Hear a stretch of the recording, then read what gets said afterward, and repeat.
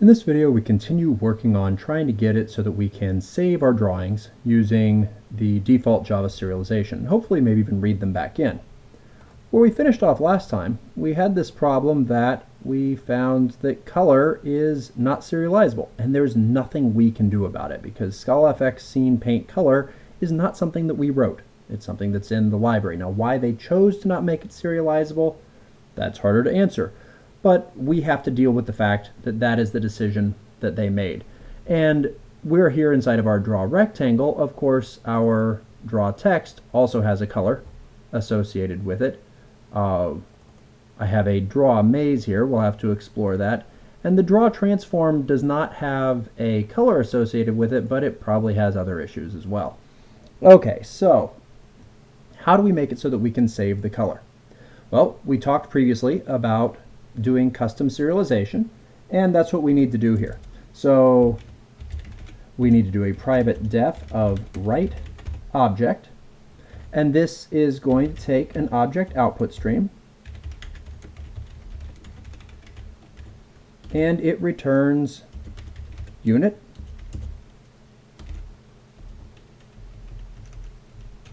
we need to import that. Okay.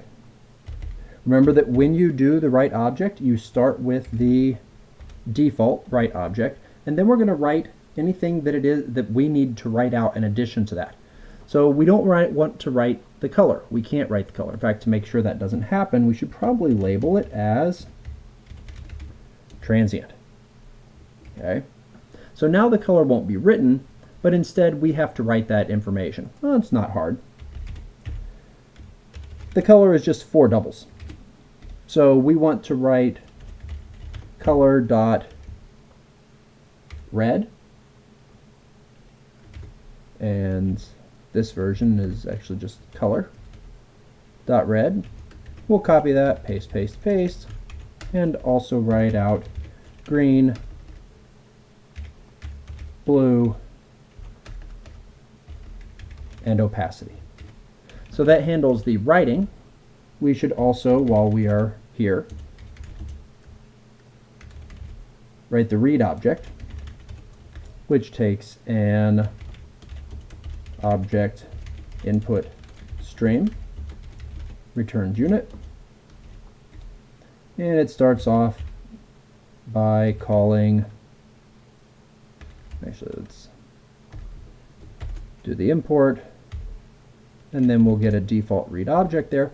And then we need to set color equal to building a color with the values that we're going to read in. So we're going to call read double, and we need to call it 4 times. 2, 3, 4. And there we go. Now this will write out the 4 components of the color, and when we read it back in, we will read in those doubles after we've read in everything else. There's one other element we should probably deal with here, and that is our prop panel. The prop panel, we saw this in our drawing, how we had gone through the effort of making our GC an option of graphics context, which in many ways is how we should be doing these things in Scala, because if it might not have a value, we should make it so it's an option. The problem is, and we also did the same thing for the prop panel, the problem is we need to label these as transient, because this properties panel should not be saved out to file under any circumstances. Well, the issue here is that when we read it back in, we're not going to get none. We're going to get null. Okay, and so if we're going to go ahead and get null, there's really no point in setting it up as an option type.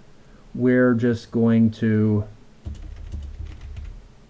have a check for null in here. And then the prop panel just gets to our panel, and that's what we get back. Okay. We should do the same thing for our transform. Let's go through. The drawing is serializable. The children we've made drawable, serializable, and the buffer is serializable. The prop panel is transient. Our transform type and our values should be okay. And of course, we're going to make this so that it's a node that starts off null, even though it pains us to do so. And we'll have to fix some code to make that work. The problem is if we didn't do this, we'd wind up having an option of node and it would be null. And then this if would have to kind of check both the null and the option having a value inside of it. So we get less benefit from the option. Okay, now I still need to change some of these other types as well, but we've done enough here that I should be able to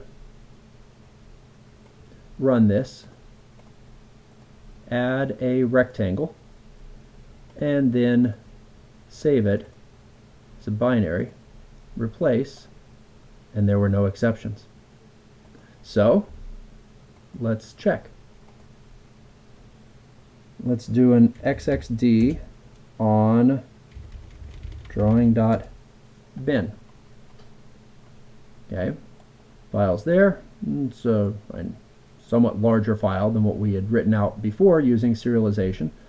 But you can see it has some of the things that we would expect to see. We have our transform, we have our drawing, we are writing a drawing, and then a number of the other elements that we know are part of our drawing are there. Okay, so it looks like we've serialized it out. How can we be certain? Well, we could read it back in.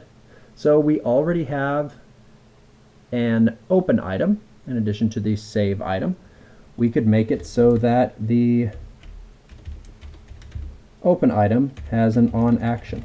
Actually, there is one other thing that I would like to do here.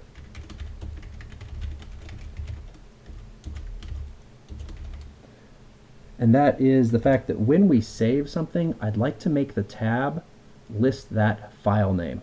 So when we are, either when this is XML or some other thing, but they gave us a file, so we're actually saving it, I would like to make the current tab, which is going to be tab pane dot tabs sub current dot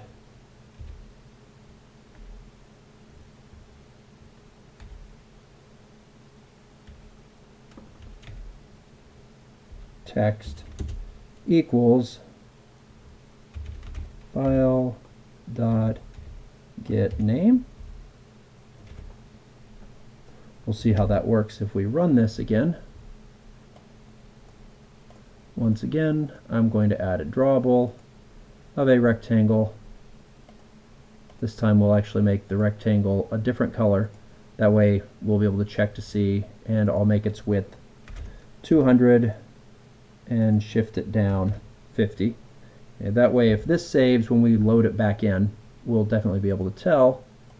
Save, drawing.bin, replace, and now our tab says drawing.bin, which is what I really wanted there. Now we need to add the code so that we can load this back in. We'll come back and we will do that in the next video, but it looks like we have saving working for the types that we've played with. I'm also offline going to make changes to the draw text and the draw maze to make it so that they are able to be serialized as well.